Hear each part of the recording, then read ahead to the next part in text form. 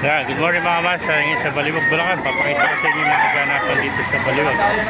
Mga manok dito sa Baliwag. Yan. Dumagsang manok kayo dito sa Baliwag, Bulacan. No? Ganda ng mga manok ng ating kaibigan. No? Vlog natin manok mga kaibigan. Kaibigan, magkano binibente manok mo? Ha? 1-2. Ah, 1-2. Yung manok na, yung manok. Ano ba rin natin yung manok? Ano rin natin yan? Sweater din din ako, kaya lang. Talisay. Mga talisay na sweater, ano? Eh, 1-2 lang. Ilang buwan na beto? Mga 8 buwan, ano? 1-2 lang mga master. Talisay na sweater to. Yeah, 1-2 lang, oh. Thank you kaibigan. Ayan po. Ganda ng mga manok ngayon. No? Sa iba kaibigan, magkano inalis yung manok mo? Ganda no? Green leg ano? Ano ba rin yata yan? Hatch gray. Hatch gray ilang buwan no? Then magkano binibenta? Kaya 2,000 lang mga kamasa. Napakalaking hatch gray nito. 10 months na mga kamasa. 2,000 lang. Napakamura. Yeah.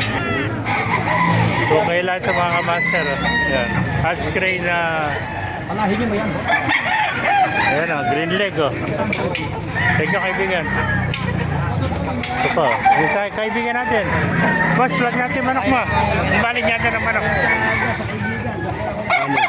Ha? Magkano binibenta? 1.8. 1.8 lang. Isa. Yeah, ilang buwan na ba yan? Mga 8 months ano.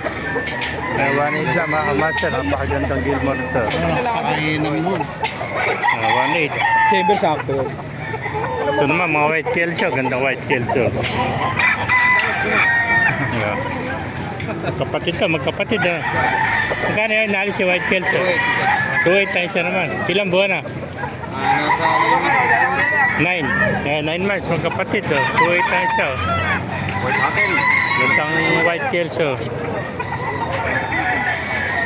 kapatid siguro. Oh, magkapatid do. 9 months old do. 2.8 tayo isa. 2.8. Napakagandang punto white kelso. 2.8 lang sa mga kamaster. Pakipalo na lang pa siya rato pinyo para marami makapanood. Mabuhay tayong lahat.